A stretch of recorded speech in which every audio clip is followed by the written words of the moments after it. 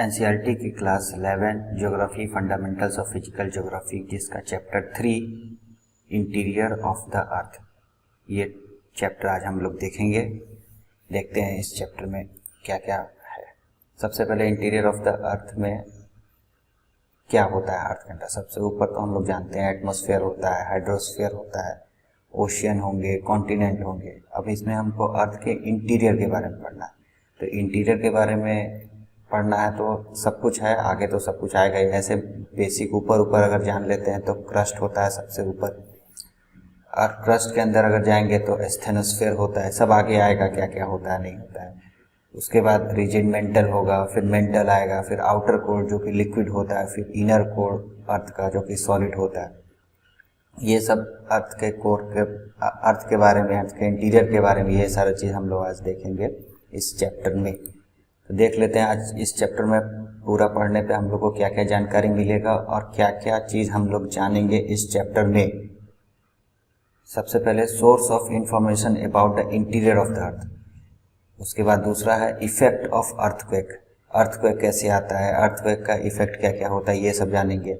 Interior में क्या कैसे इंफॉर्मेशन हम लोग को पता चलेगा, अर्थ के इंटीरियर का क्या क्या है, कैसे है। अब जा तो सकते नहीं अर्थ के अंदर, हार्डली कितना 10-12 किलोमीटर ही डीप ड्रिल हुआ है, उसके इंटीरियर तो हम लोग जा नहीं सकते। तो कैसे पता करेंगे कि अंदर कैसे, तो वो सब कैसे इंफॉर्मेशन निकाला जाता है अंदर इंटीरियर ऑफ द, वो सब जानेंगे। इफेक्ट कैसे होगा अर्थक्वेक का, वो सब जानेंगे। Structure of the whole earth का स्ट्रक्चर जानेंगे। इसके अंदर में जैसे ये फिगर है, वो सबसे ऊपर में क्रस्ट हो गया, फिर मेंटल है, फिर आउटर कोर, फिर इनर कोर, इस सब के बारे में धीरे धीरे जानेंगे आगे आगे। फिर उसके बाद वोल्केनोज के बारे में जानेंगे, ज्वालामुखी के बारे में जानेंगे। उसके बाद वोल्केनिक लैंडफॉर्म, वोल्केनोज के द्वारा बनने वाले लैंडफॉर्म्स, कितने टाइप्स के वोल्केनो होते हैं, उसके द्वारा किस तरह के लैंडफॉर्म्स बनते हैं, वो सारा चीज़ इस चैप्टर में हम लोग जानेंगे। आगे देखते हैं source of information about the interior of the earth. Earth के इंटीरियर में कैसे हम लोग जानकारी निकालेंगे अंदर। अब जा तो सकते ही नहीं है अंदर, तो इसके दो तरीके होते हैं, एक डायरेक्ट सोर्स, एक इनडायरेक्ट सोर्स। एक डायरेक्टली हम किसी तरह से पता करेंगे, एक इनडायरेक्टली पता करेंगे। ठीक है, ऐसे बेसिक कंसेप्ट के लिए अर्थ का रेडियस कितना होता है, 6370 किलोमीटर, 6370 किलोमीटर। एक बहुत बड़ा रेडियस है। ये भी सिर्फ सरफेस से रेडियस है, मतलब सरफेस से सेंटर तक ही जाने में हमको 6370 लगेगा। अगर हमको एक टिप से दूसरे टिप तक निकलना है तो उसको जस्ट डबल करना पड़ेगा। ये बहुत ही बड़ा लेंथ हो जाएगा। Most of our knowledge based on estimate and inference. इसके बारे में जितना, अर्थ के बारे में जितना हम लोग इन्फॉर्मेशन अभी तक इन्फॉर्मेशन निकाले हैं, जो भी जानकारी है, ये सब एस्टिमेट है और इन्फरेंस है। हम लोग कंक्लूजन निकाले हैं, डायरेक्ट सोर्स, इनडायरेक्ट सोर्स, ऐसा हो सकता है अंदर, ऐसा है या ऐसा हो सकता है। ठीक है, अब इसका दो तरीके से हम इंफॉर्मेशन निकाल सकते हैं, एक डायरेक्ट सोर्सेस, एक इनडायरेक्ट सोर्सेस। अब देखते हैं डायरेक्ट सोर्सेस क्या है। तो rock we get from mining. अगर हम लोग माइनिंग करते हैं तो फिर हम लोग जो रॉक्स निकलते हैं तो उसके रॉक्स का एनालिसिस करेंगे, अंदर कैसा है, वो अंदर से निकला है रॉक। अब रॉक की माइनिंग करेंगे तो ये अर्थ के क्रस्ट में हार्डली एक किलोमीटर से लेके 5 किलोमीटर, 6 किलोमीटर, 8 किलोमीटर, बस इससे उतनी जानकारी तो नहीं निकल पाती है, लेकिन ठीक है, जो भी निकल पाती है रॉक्स के द्वारा उसका केमिकल एनालिसिस करके, फिजिकल एनालिसिस करके हम लोग उसका निकालेंगे कि कैसा है रॉक अंदर, अर्थ का इंटीरियर कैसा है। Analysis of magma obtain bye volcano. जब वोल्केनिक इरप्शन होता है तो उसमें जो लिक्विड मैग्मा जो बाहर फ्लो करते हैं लावा के फॉर्म में, तो उसका एनालिसिस करते हैं। वो तो डायरेक्ट मेंटल से होके आता है, अंदर से निकल के आता है। तो उसका एनालिसिस, उसका केमिकल एनालिसिस करके पता लगाए कि अर्थ का इंटीरियर में कितनी टेम्परेचर है, क्या क्या कॉन्स्टिट्यूएंट है, कौन कौन सा एलिमेंट उसमें फाउंड होते हैं, सब कुछ उसमें निकाला जा सकता है। थर्ड और मोस्ट सोफिस्टिकेटेड टेक्निक है, जो कि सोफिस्टिकेटेड नाम की है लेकिन है नहीं, डीप ड्रिलिंग। हम डीप ड्रिलिंग कर लेंगे। तो दो प्रोजेक्ट किया गया, एक deep drilling Cola Arctic ocean में किया गया जो 12 किलोमीटर ही डीप है। आपको मैंने पहले ही बता दिया कि मोर देन 6000 किलोमीटर का सेंटर ऑफ द अर्थ का डिस्टेंस है। हम अगर सरफेस से सेंटर तक जाने का कोशिश करेंगे तो मोर देन 6000 किलोमीटर है। और डीप ड्रिल हमने कितना किया, मात्र 12 किलोमीटर। इतना कम क्यों किया, क्योंकि जैसे जैसे इंटीरियर के अंदर हम जाते जाएंगे तो टेम्परेचर बढ़ने लगता है, उसके साथ साथ डेंसिटी इतनी बढ़ने लगती है, उसका इतनी सोफिस्टिकेटेड हमारे पास इक्विपमेंट ही नहीं है कि हम ड्रिल कर सकें। तो दो प्रोजेक्ट हुए थे, डीप ड्रिलिंग के लिए project such a deep ocean drilling project and integrated ocean drilling project, एक हुआ था। और दूसरा हुआ डीप ड्रिल कोला इन आर्कटिक ओशन, 12 किलोमीटर ही डेप्थ मैक्सिमम इसकी की गई है, इससे नीचे हम लोग गए ही नहीं।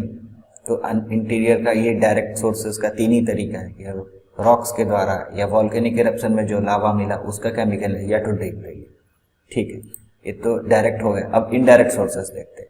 इनडायरेक्ट सोर्सेज में डायरेक्टली तो हम अर्थ का तो नहीं निकाल पाएंगे कि कैसे अंदर है, कोई जाके भी नहीं देख सकता, लेकिन इनडायरेक्टली तरीके से हम लोग निकालने की कोशिश करेंगे। Estimate the value of temperature, pressure and density of different depth. अब टेम्परेचर क्या है, प्रेशर क्या है, डेंसिटी क्या है, डिफरेंट डेप्थ पे 5 किलोमीटर पे नाप ली, 4 किलोमीटर पे नाप ली, 2 किलोमीटर, तो उससे कुछ इनडायरेक्टली सोर्स से कुछ अनुमान लग जाता है कि ये हो सकता है। फिर मेटियोर से, अच्छा मेटियोर से कैसे होगा, मेटियोर तो बाहर होते हैं अर्थ के बाहर, वो हम अर्थ का इनडायरेक्टली सोर्स से निकालना चाह रहे हैं अर्थ के इंटीरियर का इंफॉर्मेशन, लेकिन ये तो बाहर से आते हैं, तो इससे कैसे निकलेगा इंफॉर्मेशन। असल में बात यह है कि जब अर्थ का फॉर्मेशन हो रहा था उस समय की ये रिमेनिंग पार्टिकल है मेटियोर्स, तो उसका एनालिसिस कर लेंगे और उसका केमिकल एनालिसिस वो लगभग अर्थ के इंटीरियर से मिलेगा, क्योंकि अर्थ का फॉर्मेशन और मेटियोर्स का फॉर्मेशन एक ही टाइम पे हुआ था। वो अलग बात है कि अर्थ पूरा एक जगह है, मेटियोर्स पूरे सोलर सिस्टम में घूमते फिरते रहते हैं। अब अगर हमको कोई मेटियोर्स मिल जाता है, उसका केमिकल एनालिसिस कर देते हैं, तो हमें पता चल जाएगा कि एक अनुमान लग जाएगा कि अर्थ का इंटीरियर कैसा हो सकता है, उसमें क्या क्या कंस्टिट्यूएंट हो सकते हैं। ग्रेविटेशन के हिसाब से हम निकालेंगे। पोल पे ग्रेविटेशन ज़्यादा होता है इक्वेटर के कंपैरिजन में। क्यों? क्योंकि पोल का अगर पोलर रेडियस लेते हैं वो थोड़ा सा कम होता है और इक्वेटोरियल रेडियस लेते हैं वो थोड़ा सा ज़्यादा होता है। तो ये फिजिक्स का सब्जेक्ट है, फिजिक्स में देख लेंगे। इसमें यही देखना है कि कहीं कहीं ग्रेविटी एनोमली होती है, कहीं कहीं जो जी का वैल्यू होता है 9.8 वो कहीं कहीं चेंज होता है, तो उसके आधार पे भी एक इनडायरेक्टली तरीके से पता लगा सकते हैं कि यहाँ पे कुछ ज़्यादा डेंसिटी हो सकती है, यहाँ पे कुछ मैग्नेटिक अट्रैक्शन कुछ ज़्यादा है, यहाँ कम है, यही सब कर। फिर मैग्नेटिक फील्ड का एनालिसिस करेंगे, अर्थ के पूरे मैग्नेटिक फील्ड का एनालिसिस करेंगे। सरफेस पे भी कर सकते हैं, सैटेलाइट के द्वारा भी कर सकते हैं। उससे इनडायरेक्टली सोर्स है कि पता चल जाएगा कि किसी कहाँ पे कैसा इंटीरियर मटेरियल है कि जो मैग्नेटिक फील्ड क्रिएट कर रहा है। सबसे जो मोस्ट इनडायरेक्टली सोर्स जो वाइडली यूज्ड होता है वो सिस्मिक एक्टिविटी। सिस्मिक एक्टिविटी जब कभी अर्थक्वेक होगा, कहीं पे भी हुआ, उसका डाटा का एनालिसिस किया जाएगा। उससे अर्थ के अंदर का जो भी आज हम फिगर देखते हैं अर्थ के इंटीरियर का, सब सिस्मिक एक्टिविटी के द्वारा। सिस्मिक एक्टिविटी जो नेचुरल होता है वो अर्थक्वेक हो गया, और दूसरा सिस्मिक एक्टिविटी हम इनडायरेक्टली इंड्यूस कर भी सकते हैं। अगर हम कहीं बहुत हेवी बॉम्ब को डिटोनेट करते हैं, उसके बाद जो सिस्मिक एक्टिविटी होता है, ये साइंटिफिकली किया भी जाता है, आर्टिफिशियली भी किया जाता है, तो उसके द्वारा भी जो अर्थक्वेक जो जनरेट किया जाता होता है वो हल्के लेवल के होते हैं, उसका भी एनालिसिस करके हम लोग अर्थ की इंटीरियर की जानकारी निकालते हैं। ये सारे हो गए इनडायरेक्ट सोर्सेज। अच्छा, अर्थक्वेक के बारे में थोड़ा सा डिटेल देख लेते हैं। डिफिनेशन क्या है अर्थक्वेक को, हम कैसे डिफाइन करेंगे। An earthquake in simple word is shaking of the earth. Earth का हिलना, ये शेकिंग होना, यही अर्थक्वेक कहलाता है सिंपल वर्ड में। अगर हम इसका डिफिनेशन लेके चलेंगे तो it is a natural event caused due to release of energy which generate waves, यहाँ पे वेव्स को सिस्मिक वेव्स कहेंगे, that travels in all direction. Natural event होता है सबसे पहले अर्थक्वेक, कोई आर्टिफिशियल किया जा सकता है लेकिन जनरली ये नेचुरल इवेंट होता है अर्थ क्रस्ट में, which generate energy in the form of seismic wave that travels in all the direction is known as earthquake. ठीक है, ये अर्थ का स्ट्रक्चर हो गया, ऊपर में क्रस्ट हो गया, नीचे मेंटल, उसका आउटर कोर, इनर कोर। तो ये जो भी अर्थक्वेक होते हैं सब क्रस्ट में ही होते हैं। ठीक है, आगे देखते हैं व्हाई डज अर्थ शेक, आखिर अर्थ शेक करता है। तो ये तो बेसिक फैक्ट ये हमें पता चल गया कि the release of energy along the fault line. अब फॉल्ट लाइन क्या होता है, अर्थ का क्रस्ट जो है वो कई सारे प्लेट से बना है। ये आगे के चैप्टर में आएगा कि प्लेट्स जब पढ़ेंगे तो उसमें देख लेंगे कि प्लेट्स क्या क्या कैसे कैसे होते हैं, कहाँ कहाँ होते हैं, प्लेट्स का पूरा कंसेप्ट उसमें आएगा। अभी के लिए मान लेते हैं कि अर्थ का जो क्रस्ट है वो सॉलिड क्रस्ट है और वो कई पार्ट्स में बने हुए हैं जिसको प्लेट्स बोलेंगे। इन्हीं के आपस में रगड़ने से, फ्रिक्शन से एक्यूमुलेशन ऑफ एनर्जी होती है। एनर्जी इकट्ठित होने लगती है, और जब ये एनर्जी रिलीज होती है तो अर्थक्वेक आता है। रॉक्स अलोंग द फॉल्ट, जो रॉक्स होंगे अलोंग द फॉल्ट लाइन में, प्लेट्स के जो बीच की जो बॉर्डर होगी उसी को फॉल्ट लाइन कहेंगे, जहाँ पे अर्थक्वेक आते हैं उस जगह पे जो रॉक्स होंगे वो आपस में रगड़ खाएंगे, फ्रिक्शन होगा उनके बीच में। At some point of time they overcome the friction होगा तो एनर्जी स्टोर होने लगेगी, लेकिन कब तक होगी?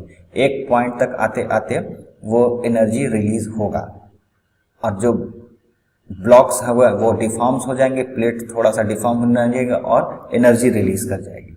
यही एनर्जी रिलीज होती है जो अर्थक्वेक के फॉर्म में आती है। इसमें अर्थक्वेक में दो चीज समझने का, एक हो गया फोकस ऑफ द अर्थक्वेक और दूसरा इपीसेंटर ऑफ द। ये दोनों बार बार न्यूज में आते हैं, कंफ्यूजन का टर्म है, देख लेते हैं दोनों के क्या। The point where the energy is release is known as focus.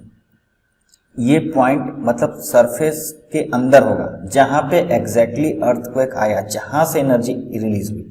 ये तो ऑब्वियस सी बात होगी कि सरफेस पे ये होगा ही नहीं, ये तो interior 5 kilometre 10 minute earth crust के अंदर ही होगा, लेकिन कितना अंदर होगा ये डिपेंड करता है कि अर्थक्वेक कहाँ पे आया। 5 किलोमीटर भी हो सकता है, 6 किलोमीटर भी होता है, जनरली 5 से 7 किलोमीटर के अंदर, 10 किलोमीटर के अंदर होता है। तो ये उस पॉइंट को रिप्रेजेंट करता है फोकस की, जहाँ पे एनर्जी रिलीज हुई। ठीक है, दूसरा पॉइंट है ईपी सेंटर। ईपी सेंटर हो गया उस पॉइंट से ठीक परपेंडिकुलर ऊपर सरफेस पे, तो नियरेस्ट पॉइंट भी वही होगा, जो फोकस का नियरेस्ट पॉइंट होगा वो भी तो सरफेस पॉइंट होगा, उसी इंटीरियर का ठीक ऊपर में सरफेस पॉइंट पे जो सरफेस का जो पॉइंट होगा वो उसको कहेंगे EP centre of the earthquake. ये दोनों कंसेप्ट है, इंपॉर्टेंट कंसेप्ट है, याद रखने का चीज। अर्थक्वेक वेव्स, अब वेव्स के बारे में देख लेते हैं। इसमें दो फैक्ट है। फैक्ट नंबर 1 क्या है? Earthquake take place in the lithosphere. ये तो मैंने पहले ही बता दिया कि लिथोस्फीयर में ही आएंगे, मेंटल में, कोर में, ये सब में अर्थक्वेक नहीं आते हैं। ये अर्थक्वेक लिथोस्फीयर क्रस्ट में ही आएंगे। ठीक है, 200 kilometre from the surface, generally 10 से 15 किलोमीटर हार्डली आते हैं, उसके नीचे नहीं आता है। ये सरफेस से 10-15 किलोमीटर के आसपास में ही रहता है। ठीक है, अच्छा, अर्थक्वेक को रिकॉर्ड करने वाला जो इंस्ट्रूमेंट होता है उसको कहते हैं सिस्मोग्राफ। ये जो फिगर दिख रहा है ये सिस्मोग्राफ है, इसमें वो लगे रहते हैं वो इंडिकेटर, और वो उसमें ग्राफ के फॉर्म पे आते जाता है। अच्छा, अर्थक्वेक को रिप्रेजेंट करते हैं तो ये पी वेव हो गया, एस वेव, अभी आगे बता देंगे। पी वेव हो गया, एस वेव हो गया, सरफेस वेव हो गया। ये अराइवल टाइमिंग में भी गैप होता है, तो सबसे पहले पी वेव आता है, फिर एस वेव आता है, फिर सरफेस वेव। पी वेव मतलब प्राइमरी वेव, एस वेव मतलब secondary wave, surface wave third. तो सबसे ज्यादा डिस्ट्रक्टिव होता है सरफेस वेव, उस सबसे पहले आता है प्राइमरी वेव। इस तरह अभी आगे देखते हैं सबको एक एक करके डिटेल में।